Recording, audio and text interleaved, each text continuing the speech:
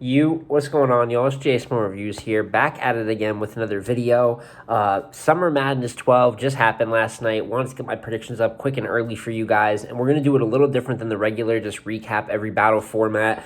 I'm going to go over each battle eventually, in a little miscellaneous way, but what I want to do here is give you the top three winners of the night, and I think the top three biggest losers of the night. When we come away from a battle, a battle event like Summer Madness, there's careers that are changed. We talk about the shifts that they could have, people having the biggest low points of their career, some people defining their careers, and we saw a little bit of that here on either side, on both paths. And overall, I want to say the event itself was decent.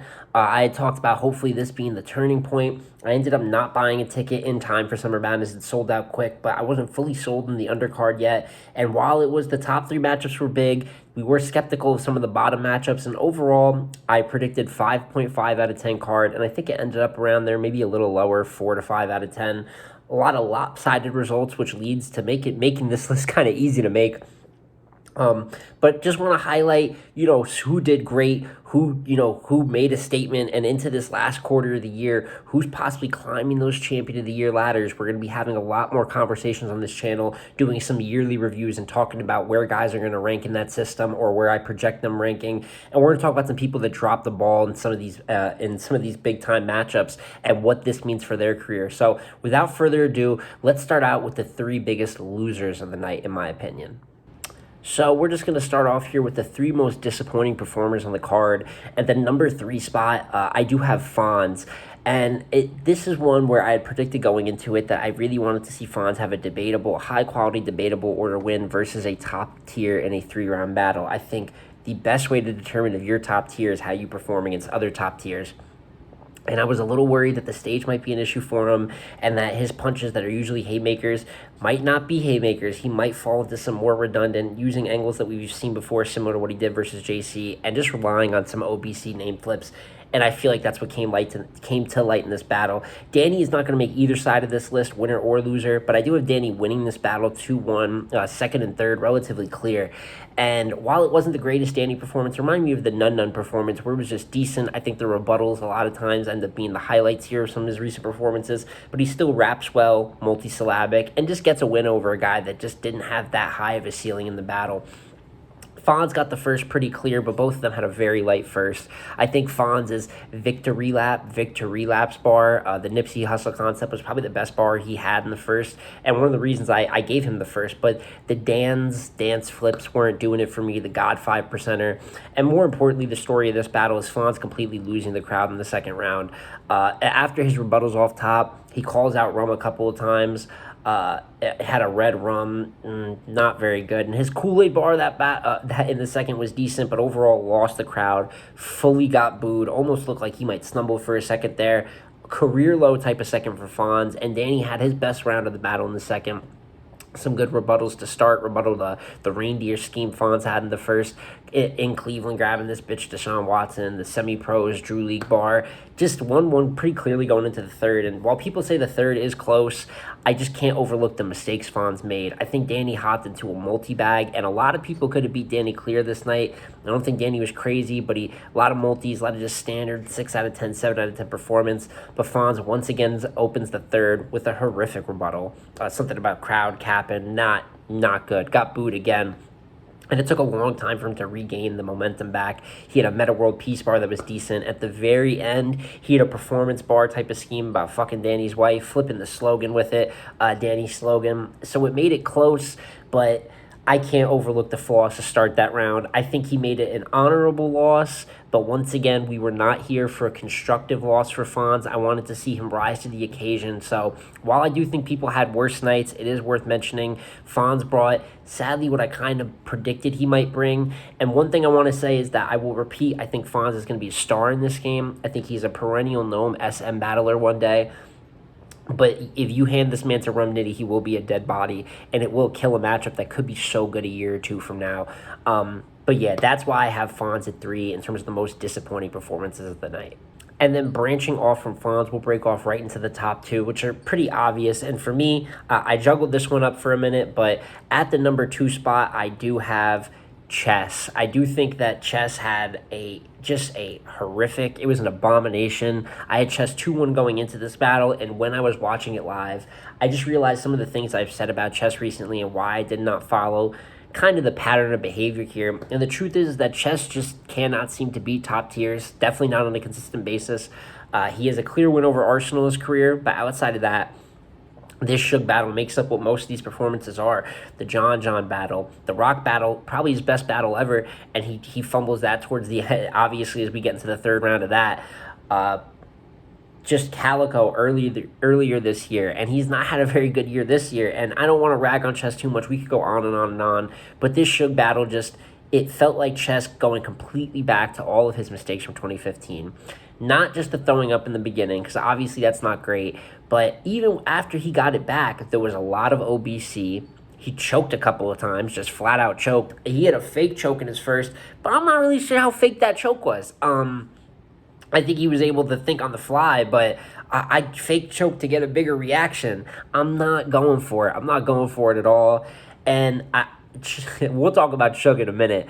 But yeah, there's just not too much to say about Chess I want to rag on. I think it's time to go battle some more mid-tier comp. I thought last year was the best year of his career, and he's following it up with another career low worst. In a career of a lot of body bag losses, this might be the worst loss I've ever seen Chess take. So in terms of his complete dominance, he took by far the biggest margin of loss for the night. Really embarrassing overall. Like I said, I don't want to get too detail for detail because he could get very slanderous, but just not a very good performance. But there's a reason he is at 2, because at the number 1 spot, who I thought took the biggest L of the night on Summer Madness 12, sadly, was JC. I hate to see it for JC.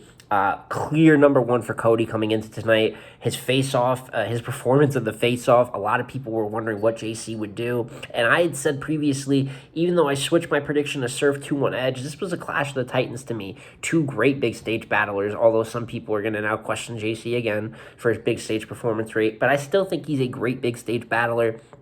And I thought that angling was going to be his way to win this battle, but it was a slippery slope. And it just so happens that he did take the angle-heavy approach, which I think he needed to win, but he executed it horribly. Not good at all. And I think his first round was good. I think he angle punched well, talking about people that shot surf, not getting him back. He was kind of walking him down in the first, but about halfway through the first and into the second and third rounds, he jumped through way too many topics, and it reminded me of John's third versus Sue Surf, for those of you that remember, where John touched on like 8 different angles at the beginning of his third, but only gave like 2 to 4 bars to each, so it came off gossipy, and that's how it came here. You get into the second and the third, and it's not about fast pace or slow pace like I think people made it out to be. I don't think it's about the crowd. JC just jumped into way too many topics way too quick, never really sat on one and developed the angle, and after a while, you're just jumping all around, and people just kind of lose you. He randomly pop blocked in there after a pop block bar, didn't even get a cheer for that. And the reason, even though I think that he had even though he wasn't good at all, he had a way better performance than Chess, but this was important. This is costing him the Lux battle. That probably will not be happening. I don't know when JC will be headlining again a major event, and it has now opened up the race for the Champion of the Year spot that he had comfortably at number 1. Was not a very good Sue Surf to beat him. Surf will not be on the biggest winner side, but a 70% Surf just kind of went in there and cleaned up JC in a gentleman's performance. Chess had the worst loss of the night, but I think JC had the most important loss of the night, which is why I think JC took the biggest stock drop from SM12. Now, nobody likes to slander some of these talents. These are still, great talents. I do have humongous question marks about Chess, and we've always had humongous question marks about Chess. So maybe he really should be number 1, but I think the JC loss, like I said, was just the most impactful, hurts the most considering where JC was at this year and how much praise he was getting. But I want to get past, pointing out who did not have a good night. I want to talk about who had a great night on the card and get into my biggest 3 winners of the night. And at number 3, I do have Easy the Block Captain. I had Easy versus Cal slated to possibly be an instant classic type of battle.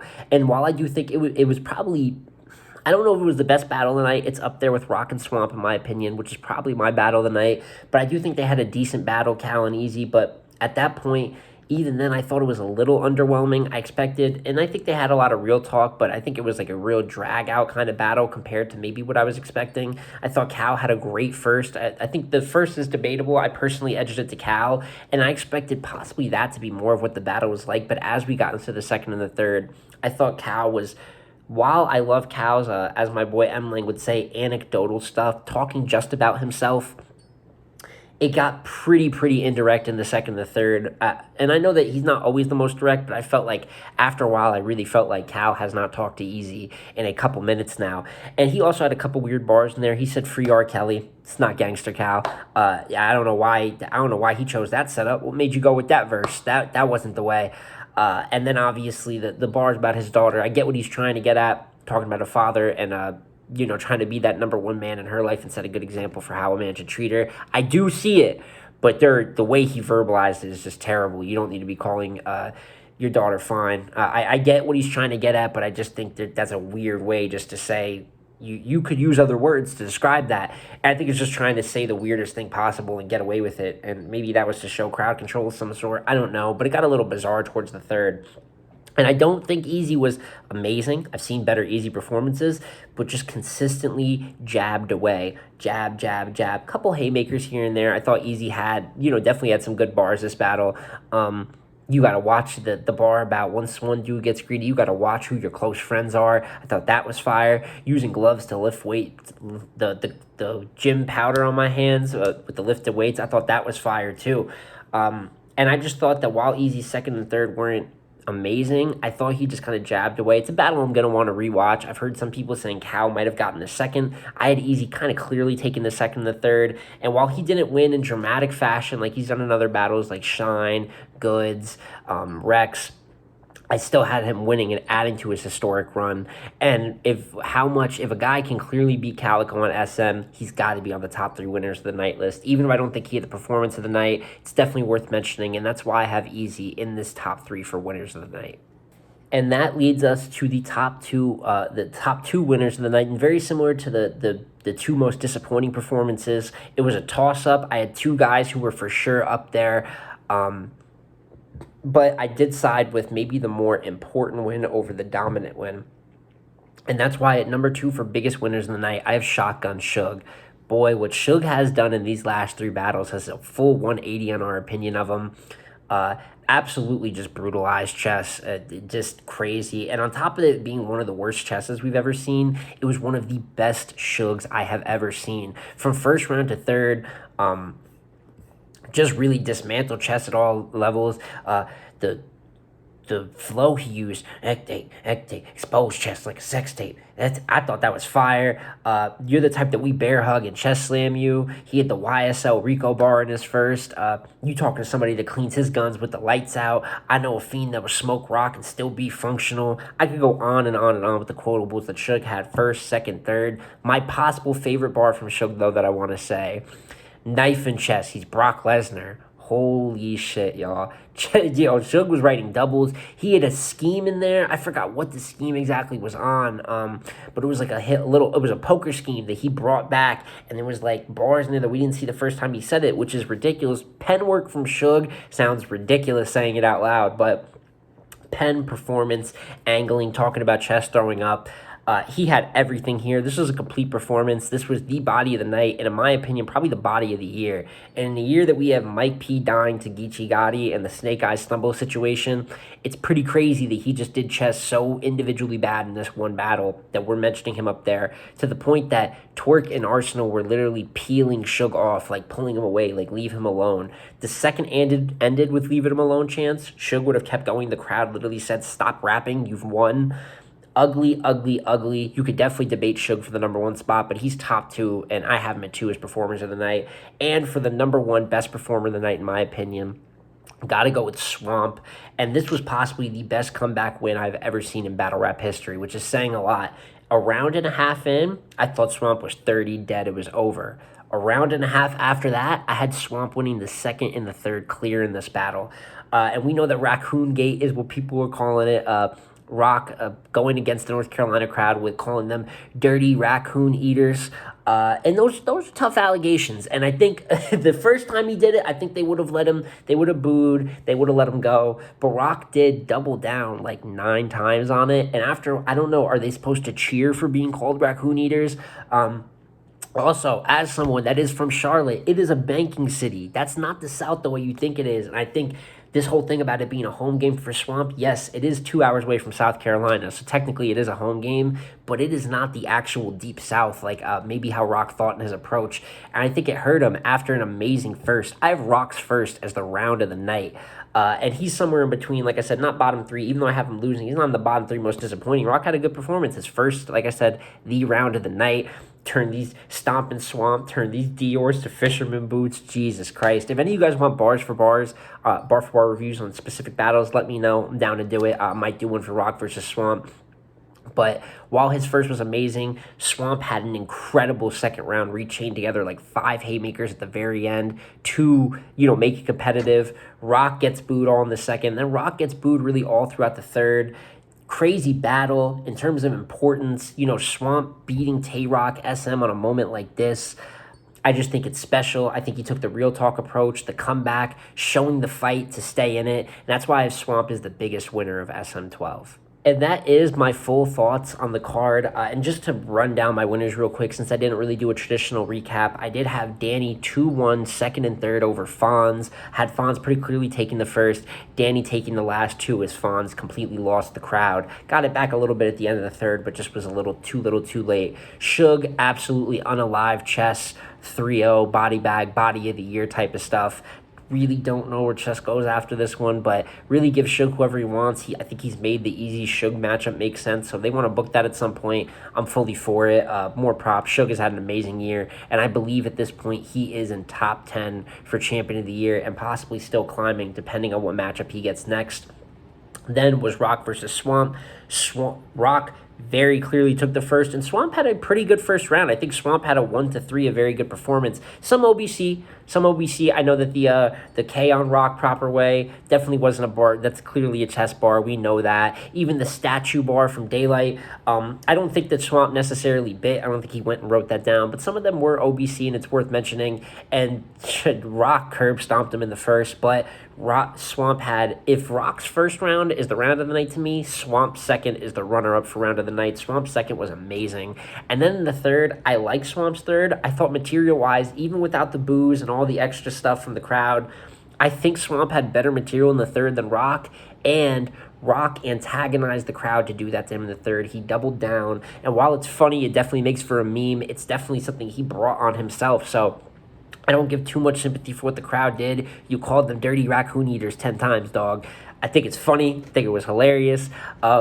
But I do get why they booed. So I do have Swamp taking the second and the third clear over Tay-Rock. Even though the third is a little bit closer, I still think that Swamp got that. So absolutely incredible comeback performance from him. And then we have Sue Surf versus JC. Disappointing battle overall. Surf even said after he pretty much came at 70%. And I think his first round was really, really good. The Omarion spinning in the rain. Have Jay hooked up to all machines. Now he's Jay Electronica. I like that. And I thought JC had a decent first. Surf had a very good first and took it clear. And the second and the third from both just aren't very good. This was a grudge match that, very similar to Surf and Core, I just feel like didn't live up to the hype. Some people, I think there is some blame that goes to that for Surf, but he did catch a 30 here. So there's only so much I can give him. A win is a win, and JC is a very good battler, was number one for Cody. And even though the replay value on this one isn't going to be that great, still a very good win for Sue Surf. And it leads to the last battle of the night, which is Easy versus Cal. And as I said, first debatable. I edged Cal, though. Thought they both had great first, and I thought it tapered off a little. I thought Easy was just decent enough and won the second and the third relatively clear. Might want to rewatch that one because I'm seeing some people say that Cal might have gotten the second, was rapping well. So that would be the one that I would probably rewatch the most, but little underwhelming. Had Easy 2-1. And I didn't go over, but the surprise battles, Verb versus Hollow, one-rounder. One of the more fun battles of the night. People will probably call it battle of the night. Just fun, back and forth, different rhyme pockets from both. Really just a nostalgic feel. So that was one of the surprise battles. And the other is Either Dropout versus Solar Flare. Solar Flare 1-0, clear. They chanted 30 in a one-rounder. That tells you what's going on there. But overall, like I said, 5 out of 10 event. Decent Summer Madness. And when these battles come out, there might be a couple that I do, solo reviews for. But for the most part, some of these, like Danny versus Fonz, my only time covering it, but okay event. Geechee versus Mook was announced for November. We got some other stuff on the horizon, so let's hope that maybe that big event I was looking for here to pick up the year happens a little later. So expect some Champion of the Year dialogue from me, some more content coming out as we get into these last events. And it's been J Small Reviews here again, y'all. I'm going to catch you on the next one. Peace.